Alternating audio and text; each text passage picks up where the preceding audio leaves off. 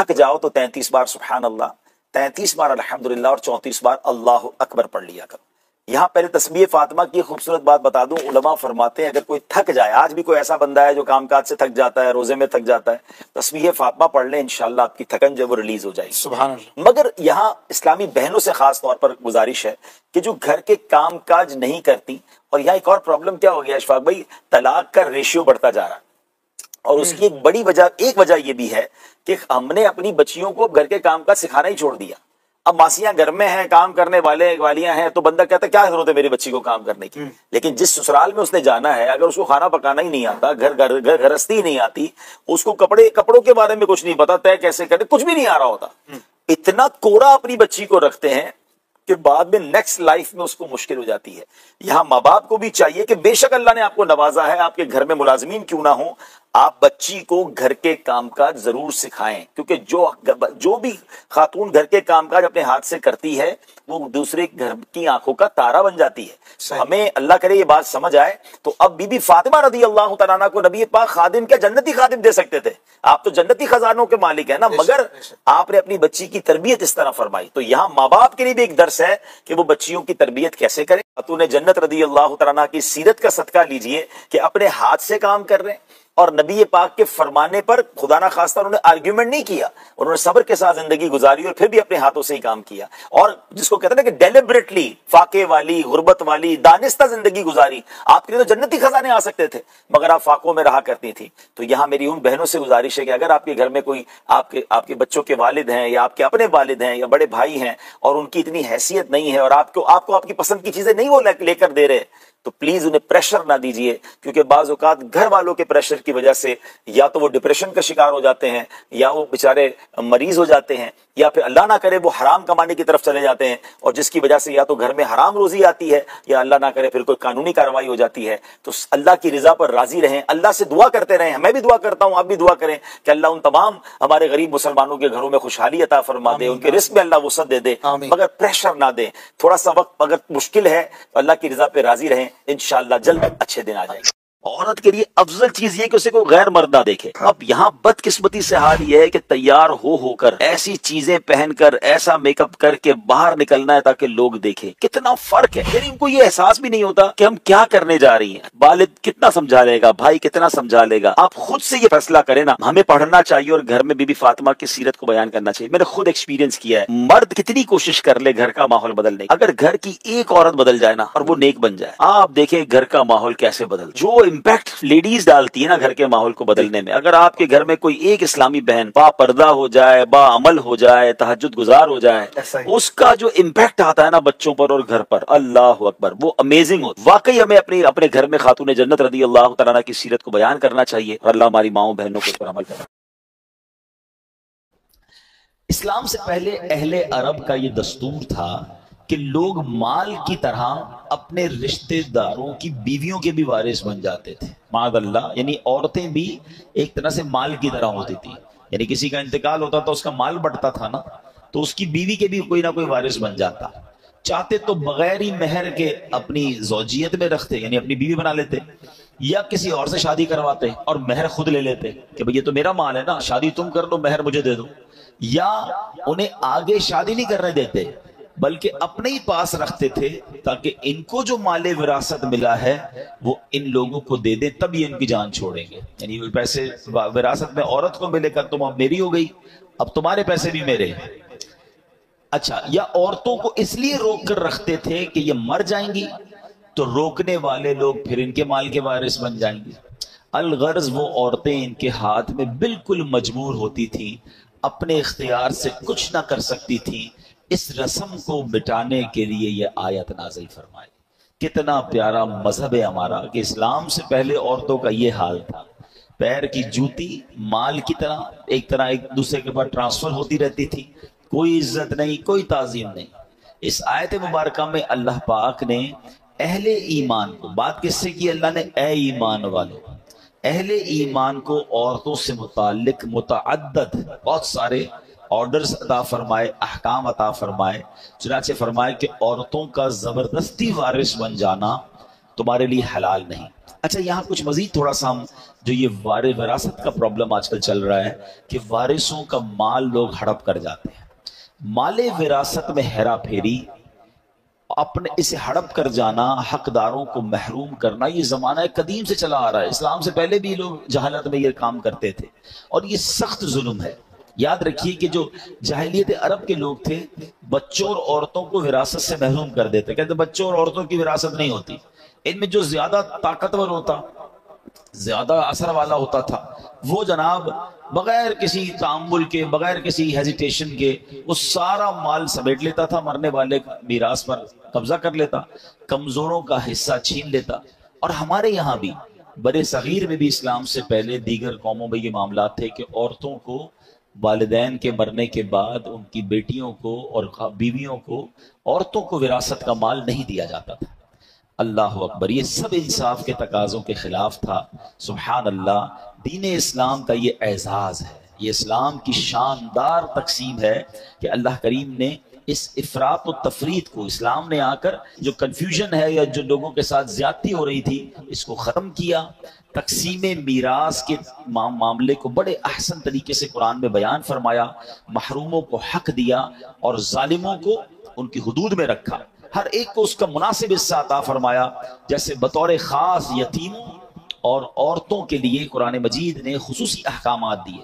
عورتوں اور بچوں کو وراثت کا حق نہ دینے کی رسم کو بالکل باطل قرار دیا. قرآن مجید نے مرد و عورت میں سے ہر ایک کو اس کے والدین سے دیگر رشتہ داروں کے مال وراثت میں حصہ اس کا قرار دیا گیا. یعنی مردوں کو بھی حصہ ملے گا، عورتوں کو بھی ملے گا. اور خاص طور پر بچوں کے مال کی حفاظت کرنے کا، خاص طور پر جو یتیم بچے ہیں ان کے لیے ایکسٹرا آرڈر دیے کہ ان کے مال کی حفاظت کی جائے. بوقت ضرورت انہیں ان کا مال دینے اور پھر ان کے مال میں خیانت سے بچنے کا تاکیدی حکم قرآن مجید میں بیان فرما دیا. اور ان کا مال کھانے والے کے بارے میں کیا فرمایا؟ اپنے پیٹ کو آگ سے بھرنے والا قرار دیا گیا، جہنم میں جانے کا سبب قرار دیا. مال یتیم کو کھانا یہ بہت زیادہ برا کام ہے. اور یتیموں کی کفالت کے فضائل پتہ ہے کیا بیان ہوئے؟ نبی پاک فرماتے ہیں، حدیث کا مضمون ہے کہ قیامت کے دن یتیم کی کفالت کرنے والا اور میں، نبی پاک فرماتے دونوں اس طرح ساتھ ہوں گے. یعنی جنت میں اس طرح نبی پاک فرماتے جس طرح 2 انگلیاں ساتھ ہیں نا، یتیم کی کفالت کرنے والے کو میں ایسے جنت میں ساتھ لے جاؤں گا. اچھا فرماتے اس سب سے اچھا دسترخوان، احادیث میں مضمون ہے، وہ دسترخوان ہے جس دسترخوان پہ کوئی یتیم بھی ہو. وہ گھر سب سے اچھا ہے جس گھر میں کسی یتیم کی کفالت کی جاتی ہے. یعنی یتیم کی کفالت کرنے پر بہت زور دیا گیا. مگر آج بھی وہ زمانہ جاہلیت تھا کہ جب اسلام سے پہلے یہ کام ہوتا تھا، مگر آج بھی یہ خبریں ملتی ہیں کہ بیچارے یتیم ہوتے ہیں، والد کا انتقال ہو گیا، بچے چھوٹے ہیں، رشتہ داروں نے مل کر اس یتیم کا مال ہی ہڑپ کر لیا. بچوں کو تو پتہ ہی نہیں ہوتا کہ ہمارے ماں باپ نے کیا چھوڑا ہمارے لیے، ہڑپ کر لیا جاتا ہے. بہنوں کا حق نہیں دیا جاتا. اچھا بھائیوں میں بھی یہ ہوتا ہے کہ جو زیادہ طاقتور ہوتا ہے، بڑا بھائی ہوتا ہے، چھوٹے بھائی باقی ہوتے ہیں، وہ تمام بھائی بہنوں کا حق دبا لیتا ہے. کوئی تقسیم نہیں ہوتی ہے، بس پتہ ہی نہیں ہوتا والد صاحب نے کیا چھوڑا، ماں نے کیا چھوڑا. اے میرے پیارے اسلامی بھائیوں، یاد رکھیے یہ وارثوں کا حق دبانا یہ حرام، یہ جہنم میں لے جانے والا کام ہے. اور ہم نے کئی ایسے واقعات دیکھے ہیں کہ والدین کے جانے کے بعد بھائیوں میں پھر لڑائیاں ہوتی ہیں، فیملی ٹوٹ پھوٹ کر شکار ہو جاتی ہے. یہ پیسہ کتنی خراب چیز ہے، یہ زندگی پر ساتھ رہنے والے بھائی خون کے پیاسے ہو جاتے ہیں. یہاں ایک اور بڑا پرابلم یہ ہے کہ دین سے دوری ہے، شریعت کے معاملات نہیں پتہ ہے. اچھا کچھ بہنوں کی طرف سے بھی ایسی، ابھی پچھلے دنوں ایک خاندان میں جھگڑا چل رہا ہے، والد صاحب، اب عجیب بات دیکھیں، کلفٹن یعنی اس اچھے ایریا میں رہنے والے لوگ ہیں، کروڑوں روپے چھوڑ کر گئے ہیں، مگر بھائی بہنوں میں ایسا ڈسپیوٹ ہے کہ جناب کسی کو وراثت نہیں ملی ہے. اچھا وراثت نہیں مل رہی، پراپرٹی بک نہیں رہی. انہی کے بچوں کو میں نے دیکھا کہ بیچارے وہ رکشہ چلا رہے ہیں اور جناب وہ کروڑ پتی ماں باپ کے بیٹے ہیں اور کھانے پینے کے لیے کچھ نہیں، علاج کے پیسے نہیں ہیں. ایک بار مجھے کوشش کرنے کا موقع ملا، میں نے کہا بھائی جب ماں باپ اتنے چھوڑ کر گئے ہیں، سب بھائی بہن بیٹھے ہیں اور تقسیم کر لے. تو پتہ بہنوں کی طرف سے کیا پیغام آیا کہ ہم جناب شریعت کے حکم کو نہیں مانتے ہیں، عورت کو بھی ہم پورا حصہ لیں گے اور بھائی کو بھی پورا حصہ ملنا چاہیے. اب یہ حال ہو گیا ہے، کہیں عورت زیادتی کر رہی ہے، کہیں مرد زیادتی کر رہے ہیں. زیادہ تر مردوں کی طرف سے زیادتی سامنے آتی ہے. مگر آپ سوچیں کہ یہ وہ مسٹیک ہو رہی ہے ہمارے معاشرے میں جو اسلام سے پہلے ہوتی تھی. مگر آج اسلام کے بعد بھی کوئی وراثت. اچھا پھر بھائی لوگ کہتے ہیں بعض اوقات کہ جناب اب تقسیم کریں گے تو کاروبار ختم ہو جائے گا. اب ابو کا چلتا کاروبار ہے, اگر بہنوں کو حصہ دیں گے تو ہماری پراپرٹیاں بیچنی پڑ جائیں گی, ابھی پراپرٹی کا ریٹ ٹھیک نہیں ہے, بعد میں بیچیں گے. ارے اللہ کے بندو, تمہاری 10 سال سے پراپرٹی نہیں بک رہی, بہن کو ضرورت ہے, اس کو بیچاری کو علاج کرانا ہے, اس کو اپنے بچوں کی شادیاں کروانی ہے, اس کو اپنا گھر لینا ہے, لیکن اس کے ہاتھ میں کنٹرول تو نہیں ہے نا. اگر اللہ دیکھ رہا ہے, جس کا جو حق ہے وہ وقت پر دیجیے. اور یہ والدین کا بھی ہمیں تھوڑا سا اس میں ایک کردار ادا کیجیے.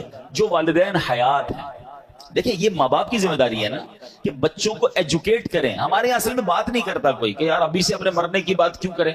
بھائی ابھی کر لینا, بعد میں یہی بچے آپ کے لڑیں گے. جن ماں باپ نے زندگی میں بچوں کی اچھی تربیت کی, مرنے کے بعد وہ سارے بچے جڑے ہوئے ہیں, محبت سے پیار سے بھائی بہن رہ رہے ہیں. اور جہاں بتایا ہی کچھ نہیں, سمجھایا ہی کچھ نہیں, وہاں ہم نے گھروں میں لڑائیاں دیکھی ہیں. اچھے خاصے گھرانے کے بچے آپس میں ایک دوسرے کا گریبان پکڑ رہے ہیں کیونکہ بھائی ابو نے یہ کہا تھا, امی نے یہ کہا تھا. اچھا ایک اور مسٹیک بھی کرتے ہیں ماں باپ, چلیں یہ بات بھی میں کر لوں, وہی بات دین سے دوری ہے. بھائی مثال کے طور پہ ماں کسی بچی کے گھر پہ گئی اور جا کر کہہ دیا بیٹا مرنے کے بعد جو ہے نا میرا سونا جو ہے نا وہ تم نے لے لینا ہے. ابو کسی بیٹے کے گھر پہ گئے, کہا بیٹا وہ جو میں انتقال ہو جائے نا میرا پلاٹ تم نے لے لینا ہے, تمہارا ہے یہ پلاٹ. اچھا کسی بیٹے کو کہہ دیا یہ گھر تمہارا ہے, کسی کو کہہ دیا فلاں چیز تمہاری, بتایا کسی کو نہیں, خود دنیا سے چلے گئے. اب ایک بچہ کہہ رہا امی نے مجھے یہ کہا تھا, ابو نے مجھے یہ کہا تھا. اللہ کے بندوں, اگر آپ نے کوئی ایسی وصیت کرنی بھی ہے تو سارے بچوں کو جمع کریں, ایک پیپر بنائیں نا, اور بتائیں کہ میرے مرنے کے بعد پہلے تو تقسیم شریعت کے مطابق ہو سکتی ہے. ایسا نہیں ہو سکتا کہ آپ کسی بچے کا حق کم کر دیں, کسی کا زیادہ کر دیں. جو شریعت نے کہا ہے اس کے مطابق آپ سب کو بٹھا کے سمجھا دیں اور سب بتا دیں, کوئی حرج نہیں ہے. زندگی میں وصیت لکھنا سنت ہے, اچھا کام ہے, تو وصیت کریں. بلکہ یہاں تو میں ایک اور مشورہ دوں گا کہ شریعت نے ہمیں یہ بھی اجازت دی ہے کہ ہم اپنے مرنے کے بعد ہمارے مال کا کم از کم زیادہ سے زیادہ 1/3, 1/3 جو ہے وہ ہم کسی اچھے کام میں وصیت کر سکتے. تو اگر اللہ نے آپ کو زیادہ مال دیا ہے تو آپ یہ بھی وصیت کریں کہ میرے مرنے کے بعد مثال کے طور پہ آپ کے مال کا 30%, 20%, 25% کسی صدقہ جاریہ والے کام میں کیا جائے, باقی بچوں میں شرعی حساب سے تقسیم ہو جائے. اگر یہ وصیت آپ کر جاتے ہیں تو فائدہ کیا ہوگا کہ اگر آپ کے مرنے کے بعد آپ کا جتنا بھی سرمایہ ہے اس کا 20-25% آپ ہی کے لیے خرچ ہو جائے, آپ کے مرنے کے بعد آپ کے لیے صدقہ جاریہ ہو جائے, کوئی مسجد, کوئی مدرسہ, کوئی کنواں, کوئی یتیم خانہ, بہت سارے صدقہ جاریہ کے کام ہیں. آپ کو جو پسند آتا ہے, کسی اچھی تنظیم کو آپ کو لگتا ہے کہ یار یہ لوگ اچھا کام کرتے ہیں, ان کو دے دینا, یہ میرے لیے صدقہ جاریہ کا کام کریں گے, تو آپ کے تو وارے نیارے ہو جائیں گے. لیکن کلیئر کر کے جائیں, جھگڑا چھوڑ کے نہ جائیں. اور میں آج دوبارہ, اللہ کرے میری یہ بات ان لوگوں تک پہنچے, بہت سارے میسیجز آتے ہیں بہنوں کی طرف سے آتے ہیں کہ ہمارے بھائی ہمارا حق نہیں دے رہے, وہ بیچاریاں کیا کریں, اپنے بھائیوں سے کیسے لڑیں. خدا کے واسطے خدا کا خوف کریں وہ لوگ کہ جو وراثت دبا کے بیٹھے ہیں, جو جن کا حق ہے وہ انہیں نہیں دے رہے. یہ حق تمہیں برباد کر دے گا. وہ بہن تو بیچاری کچھ نہیں کہہ پائے گی, مگر اللہ تو دیکھ رہا ہے نا. جو یتیم کا مال ہے وہ بھی پورا ادا کریں. اگر یتیموں کا مال ہے اور بچے چھوٹے ہیں, ان کو ابھی بھی نہیں دے سکتے, تو علماء کرام کے پاس جائیں, وہ آپ کو طریقہ بتائیں گے کہ ان کا مال کیسے محفوظ کریں, کیسے ایسی جگہ ترکیب بنائیں کہ جب یہ بڑے ہوں تو ان کو پورا مال ان کا ملے. یہ ذمہ داری ہے. اور یہ اپنے بارے میں سوچے کہ اگر میرا انتقال ہو جائے اور میرے بچے چھوٹے ہوں اور میرے چھوٹے بچوں کو کوئی مال دبا جائے تو کتنی تکلیف ہوگی. تو آج کسی کے بچوں کا کوئی مال دبا رہا ہے, وہ سوچے کل تمہارے بچوں کے ساتھ ایسا نہ ہو جائے. جس طرح اپنے بچوں کی فکر کرتے ہیں, اس طرح یتیم کے مال کی فکر کرنی چاہیے کہ وہ جب بڑے ہوں, ابھی بچپن میں بھی ان کی خیر خواہی ہو, اچھی تربیت ہو, اچھی تعلیم ہو, دین سیکھیں, اور جب بڑے ہو جائیں تو ان کا جو حق ہے وہ انہیں لوٹا دیا جائے. اچھا قرآن یہاں پر کئی جگہوں پر, یہ ایک جگہ پر نہیں, قرآن نے بار بار یتیم کے مال کی احتیاط اور یتیم کے مال میں گڑبڑ نہ کرنے پر بار بار تنبیہ کی. ایک جگہ قرآن میں ارشاد ہوتا ہے وَتَأْكُلُونَ التُّرَاثَ أَكْلًا لَمًّا وَتُحِبُّونَ الْمَالَ حُبًّا جَمًّا. قرآن کہتا ہے اور میراث کا سارا مال جمع کر کے کھا جاتے ہو اور مال سے بہت زیادہ محبت رکھتے ہو. قرآن تنبیہ کر رہا ہے, سمجھا رہا ہے, اور بار بار کہیں آگ میں جلنے کے بارے میں بتایا جا رہا ہے. وراثت کا مال کھاؤ گے تمہارے لیے آگ بن جائے گا, جہنم میں لے جانے کا سبب ہوگا.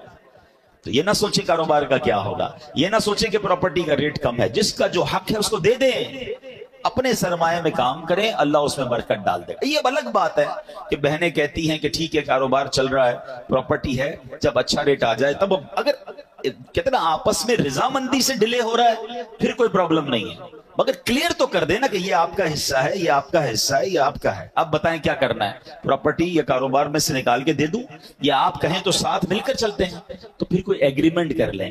آج بھائی بہن زندہ ہیں، کل کسی کا انتقال ہو جائے گا، ان کے بچوں کو کیسے پتا چلے گا کہ ہمارے والدین کا کیا حصہ تھا؟ جتنا کلیئر کر کے، جتنا واضح کر کے چلیں گے اتنا انشاءاللہ خاندان میں جھگڑا نہیں ہوگا۔ آپ یقین کریں، میں ان بھائی بہنوں کو ایک پیغام دینا چاہتا ہوں، ماں باپ چلے گئے نا، ان کی روح خوش کرنی ہے، کبھی آپس میں لڑائی مت کرنا، جڑ کے رہنا، مٹھی بن کے رہنا، وہ ہمیشہ راضی رہیں گے۔ یہ جو پیسوں کے لیے لڑتے ہیں، الگ ہو جاتے ہیں، ایک دوسرے کا منہ نہیں دیکھتے، سوچو قبر میں کتنی تکلیف ہوتی ہوگی۔ تو کلیئر کر لیں، بھائیوں، بڑے بھائیوں کو چاہیے تھوڑا دل بڑا کر لیں، تھوڑا بہن کو زیادہ چلا جائے کوئی بات نہیں، وہ بہن ہے، یہ میری بہن ہے اور میرا خون ہے۔ ایک ایک روپے کے لیے، تھوڑے تھوڑے پیسوں کے لیے بھائی بہن لڑ رہے ہوتے ہیں، اسلام یہ نہیں چاہتا، شریعت نہیں چاہتی۔ اللہ کرے کہ یہ بات سمجھ آ جائے، اور جس کا جو حق ہے وہ اسے ہمیں دے دینا چاہیے۔ سرکار دو عالم علیہ السلام کی ایک حدیث سنیں، اللہ کے نبی فرماتے ہیں من قطع میراث وارثہ قطع اللہ میراثہ من الجنت یوم القیامہ۔ اللہ کے حبیب فرماتے ہیں جو شخص اپنے وارث کی میراث کاٹے گا، اللہ تعالیٰ قیامت کے دن جنت سے اس کی میراث کاٹ دے گا۔ کر لو جو کرنا ہے، قبضہ کر لیا ہے بہن کے مال پر، یتیم کے مال پر، کوئی کچھ کر نہیں سکتا۔ ارے کل جنت میں جانے سے روک دیے گئے تو کیا کرو گے؟ کتنے دن جینا ہے اس مال کے ساتھ اس دنیا میں؟ تھوڑے سال تو رہ گئے، پھر سب نے جانا ہے۔ جدھر جانا ہے، اگر ادھر مار پڑنی ہے، ادھر عذاب ہونا ہے، ایک روپیہ بھی زندگی میں کسی کا نہ رکھیں۔ وارث کا حق ہے پورا دے دیں، کاروبار میں کسی کا حق ہے پورا دے دیں، مزدور کا حق ہے پورا دے دیں۔ زندگی میں ایک اصول بنا لیں کہ دنیا میں سب کا حق دے دو، ورنہ آخرت میں نہیں دے سکے۔ ادھر مظلوم کا ہاتھ ہوگا اور ظالم کا گریبان ہوگا۔ اچھا، یہاں ایک آگے عورتوں پر اسی ایک ہی آیت ہے، میں صرف وراثت کی بات نہیں ہوئی ہے، عورتوں کے ساتھ بہترین سلوک کرنے پر قرآن کس طرح خوبصورت انداز میں فرماتا ہے کہ ارشاد فرمایا عورتوں کو اس نیت سے روکو نہیں کہ جو مہر تم نے انہیں دیا تھا اس میں سے کچھ لے لو۔ حضرت عبداللہ ابن عباس فرماتے کہ اس آیت سے متعلق یہ اس شخص کے متعلق آیت ہے جو اپنی بیوی سے نفرت رکھتا ہو، اس کے ساتھ بدسلوکی کرتا ہو، اس لیے کرتا ہو کہ وہ پریشان ہو کر مہر واپس کر دے یا مہر کی رقم معاف کر دے، اسے اللہ تعالیٰ نے منع فرمایا۔ ایک قول یہ ہے کہ لوگ عورت کو طلاق دیتے تھے پھر رجوع کر لیتے تھے، پھر طلاق دیتے تھے پھر رجوع کر لیتے تھے، عورت کو لٹکا ہوا رکھتے تھے، اپنے پاس نہ آرام پا سکے نہ دوسری شادی کر سکے، یعنی عورتوں کے ساتھ زیادتی کرتے تھے۔ اور کیا آج ایسا نہیں ہو رہا؟ بعض جگہوں پر عورتوں کے ساتھ بڑی زیادتی ہو رہی ہے، عورت کے ساتھ اس طرح سلوک ہو رہا ہے جیسے عورت کو پیر کی جوتی بنایا۔ جناب یہ اسلام ہے، یہ وہ لوگ ذرا سوچیں جو کہتے ہیں کہ اسلام میں عورتوں پر بڑی سختیاں ہیں۔ آج کل اس طرح کے جلسے ہو رہے ہیں، اس طرح کے سیمینار ہو رہے ہیں، اور معاذ اللہ عورتوں کو یہ ذہن دیا جا رہا ہے کہ نہیں جناب اسلام میں رہو گے تو تمہاری جو آزادی ہے وہ ختم ہو جائے گی۔ بتائیے یہ قرآن کیا بیان کر رہا ہے کہ عورتوں کے ساتھ اچھے طریقے سے رہنا۔ نبی پاک کی کئی حدیثیں ہیں، تم میں بہترین وہ ہے جو اپنے گھر والوں کے ساتھ بہترین ہے، اور پھر کیا فرمایا؟ سن لو میں تم سب سے زیادہ اپنے گھر والوں کے ساتھ بہترین ہوں۔ اللہ کے نبی فرما رہے ہیں، یعنی اسلام جتنا عورتوں کی آزادی، عورتوں کے لیے سکون، عورتوں کے ساتھ اچھا سلوک، عورتوں کے ساتھ زیادتی نہ ہو، جو اسلام بیان کرتا ہے دنیا کا کوئی مذہب بیان نہیں کرتا۔ بلکہ چلیے جناب میں تھوڑا سا اسلام سے پہلے کی بات آپ کو بتاؤں۔ بہت سارے مسائل ہیں کہ انسان نے پہلے عقل کے ذریعے اس کو حل کرنے کی کوشش کی، دین کی طرف نہیں آیا۔ اب ذرا غور کیجئے، مسئلہ جو نسوانیت ہے، فیمنزم ہے، عورتوں کے حقوق کا مسئلہ، ذرا اس میں بات کریں تو صدیوں سے انسان اس کا حل تلاش کر رہا ہے۔ ارسطو اور افلاطون جیسے فلسفر تھے جو فلسفی تھے، انہوں نے بعد مغز ماریاں کی اور عورتوں کی معاشرے میں کیا اہمیت ہے اس پہ غور کیا۔ کسی نے عورت کو سانپ کہا، کسی نے اسے شیطان کہا، کبھی اس بیچاری کو ظلم و ستم کا نشانہ بنایا گیا، کبھی بیچاری کی عزت کو تار تار کیا گیا۔ آج دیکھ لیں ترقی یافتہ دور کی مثال دیکھیں، یہ عقل پرست دین بیزار غیر مسلم انہوں نے عورت کو صرف ایک اشتہار بنا کے رکھ دیا ہے۔ یہ غور کیجئے نا، دنیا کے ہر اشتہار میں آپ کو عورت نظر آئے گی۔ یہ عورتوں کو بھی سمجھ نہیں آتی کہ ہم کیا یہ کھلونا ہے؟ مردوں کی آئٹم بیچنی ہے، مردوں کی چیز بیچنی ہے، اس میں بھی عورت کا اشتہار ہے۔ یعنی عورت کا کام یہ کر دیا گیا کہ اس کو ایک اشتہار بنا دیا گیا۔ یہ صرف دین اسلام ہے جو بتاتا ہے اگر عورت بیٹی ہو تو رحمت ہوتی ہے، بہن ہو تو عزت ہوتی ہے، ماں ہے تو اس کے قدموں تلے جنت ہوتی ہے، بیوی بن کر گھر میں آ جائے تو آدھا ایمان محفوظ ہو جاتا ہے۔ یعنی عورت کا ہر روپ اسلام نے بیان کیا کہ عورت کو جو عزت اسلام میں ہے، اللہ کرے کہ ہماری بہنوں کو یہ بات سمجھ آئے جو آج سمجھتی ہیں کہ اسلام میں سختیاں ہیں، قرآن نہیں پڑھتے نا، پہلے عورتوں کا کیا حال تھا، اور قرآن بار بار کہہ رہا ہے کہ عورت کے ساتھ آپ نے اچھا سلوک کرنا ہے۔ اچھا، اسی آیت میں ایک اور جز بڑا کمال کا بیان ہوا، وہاں یہ ارشاد ہوا کہ جناب عورت جو ہے اس کے ساتھ اچھے طریقے سے گزر بسر کرو۔ اب بعض اوقات کیا ہوتا ہے کہ ہمارے یہاں ایک تو اچھے طریقے سے گزر بسر نہیں کر رہے ہوتے، نہ کھانا پراپر دے رہے ہیں، نہ لباس دے رہے ہیں، بلکہ زیادتی کر رہے ہیں، اور جناب بعض اوقات تو شوہر فرعون بن کے گھوم رہا ہوتا ہے اور عورت کو کبھی مار رہا ہے۔ وہ کیسا مرد ہے جو عورت پر ہاتھ اٹھاتا ہے؟ یہ کون سی جمع مردی ہے کہ عورت پر ہاتھ اٹھایا جا رہا ہے؟ نہیں جناب، سرکار دو عالم علیہ السلام کی سیرت تو دیکھیں کہ نبی پاک کا اپنی ازواج کے ساتھ کیا خوبصورت تعلق تھا، کیا پیار اور محبت کا ماحول تھا۔ اپنے گھر والوں کے ساتھ حسن اخلاق کرنا یہ ہماری شریعت سکھاتی ہے۔ اور یاد رکھیے، جتنا محبت اور پیار کے حقدار ہمارے گھر والے ہیں وہ باہر والے نہیں ہیں۔ ہم باہر والوں کے ساتھ تو حسن سلوک بہت زیادہ کر رہے ہوتے ہیں اور گھر میں جا کر شیر ببر بن جاتے ہیں۔ نہیں میرے پیارے اسلامی بھائیوں، حضرت عمر رضی اللہ عنہ کا ایک بڑا کمال کا قول ہے، کیا فرماتے ہیں؟ بندہ گھر کے باہر مرد بن کر رہے اور گھر میں جائے تو گھر والوں کی طرح بچہ بن جائے، گھر میں ایک گھر کا ممبر بن کے رہے۔ ہم گھر میں جا کے مردانگی دکھا رہے ہوتے، گھر میں آفیسر بن جاتے ہیں۔ نہیں جناب، گھر والے پیار کے جو ہے وہ متمنی بھی ہیں اور ان کا حق بھی ہے۔ اب یہاں ایک اور قرآن کہتا ہے کہ اگر تمہیں وہ ناپسند ہو تو ہو سکتا ہے کہ کوئی چیز تمہیں ناپسند ہو اور اللہ اس میں بہت بھلائی رکھ دے۔ یہ آخری بات ہے، اس آیت کا جو آخری جز ہے بڑے کمال کا، کہ مثال کے طور پہ عورت آپ کے گھر میں آ گئی، اس کی کوئی بد زبانی ہے یا جناب اس کی خوبصورتی آپ کو پسند نہیں ہے، اس کے معاملات آپ کو کوئی ایسی چیزیں جو آپ کو پسند نہیں ہے، تو قرآن کیا کہتا ہے؟ اللہ ہو سکتا ہے اس میں اللہ نے کوئی اور بھلائی رکھ دی ہو۔ بعض اوقات عورت پسند نہیں ہے مگر انسان طلاق دینے میں جلدی نہ کرے۔ علماء کہتے ہیں ہو سکتا ہے اس سے تمہیں کوئی نیک اولاد ملنے والی ہو جو تمہاری آنکھوں کا سرور بن جائے، تمہاری مغفرت کا ذریعہ بن جائے۔ اچھا، یہاں اسی بات کو قرآن نے ایک اور بڑے کمال کے انداز میں بیان کیا ہے۔ یقین کریں پیارے اسلامی بھائی، جس دن آپ یہ آیت سمجھ گئے نا، ہماری زندگی کے بہت سارے پرابلم یہ ہے کہ ہم فیصلہ بہت جلدی کرتے ہیں۔ نہیں جناب، اس کے ساتھ رشتہ نہیں چلے گا، نہیں جناب اس سے دوستی نہیں چلے گی، نہیں جناب یہاں میرا کام نہیں چلے گا، میں اس کام کو چھوڑ رہا ہوں۔ نہیں، قرآن کیا کہتا ہے؟ اب ذرا سنیے گا یہ آیت، ذرا دل کے اندر بٹھا لیجئے، آپ کے بہت سارے پرابلم سالو ہو جائیں گے۔ سورہ بقرہ کی آیت نمبر 216 ہے، اس کا جز پڑھ رہا ہوں۔ وَعَسَىٰ أَن تَكْرَهُوا شَيْئًا وَهُوَ خَيْرٌ لَكُمْ۔ قرآن کہتا ہے تمہیں کوئی چیز ناگوار ہو رہی ہے اور قریب ہے کہ کوئی بات تمہیں ناپسند ہو حالانکہ وہ تمہارے حق میں بہتر ہو۔ وَعَسَىٰ أَن تَكْرَهُوا شَيْئًا وَهُوَ خَيْرٌ لَكُمْ۔ تمہیں تو ناگوار لگ رہی ہے مگر تمہیں نہیں پتا یہی تمہارے لیے خیر ہو سکتی ہے۔ پھر فرمایا وَعَسَىٰ أَن تُحِبُّوا شَيْئًا وَهُوَ شَرٌّ لَكُمْ۔ اور فرمایا قریب ہے کہ کوئی بات تمہیں پسند آ جائے حالانکہ وہ تمہارے حق میں بری ہو۔ بعض اوقات ہمیں بڑے سمجھاتے ہیں، ماں باپ سمجھاتے ہیں مت کرو، علماء کہتے ہیں یہ حرام کام ہے، ہم کہتے ہیں بڑا اچھا، دل بڑا لگ رہا ہے، بڑا مزہ آ رہا ہے، شریعت منع کر رہی ہے، پسند ہے۔ قرآن کیا کہہ رہا ہے؟ تمہیں پسند ہے مگر وہی تمہارے لیے بری ہو سکتی ہے۔ مگر اس کے جو آخری جملہ ہے نا، قرآن آیت کا جو آخری حصہ ہے، ہائے ہائے، اللہ فرماتا ہے، فرمایا واللہ یعلم وانتم لا تعلمون، اور اللہ جانتا ہے اور تم نہیں جانتے۔ یہ بات یاد کر لو۔ مجھے لگ رہا ہے کہ بہت اچھا ہے، ابھی اگر یہ آیت یاد رہے نا تو مثال کے طور پہ کوئی چیز ہمیں پسند بہت تھی، نہیں ہوئی، نہیں ملی، سودا نہیں ملا، ڈیل نہیں ملی، کاروبار نہیں ہوا، رشتہ نہیں ہوا، پسند کی چیز تھی نہیں ملی، دل کو منا لو نا یہی میرے لیے اچھی نہیں ہوگی، جبھی تو نہیں ملی نا، اللہ نے نہیں دی ہے، اللہ جانتا ہے، میں نہیں جانتا۔ واللہ یعلم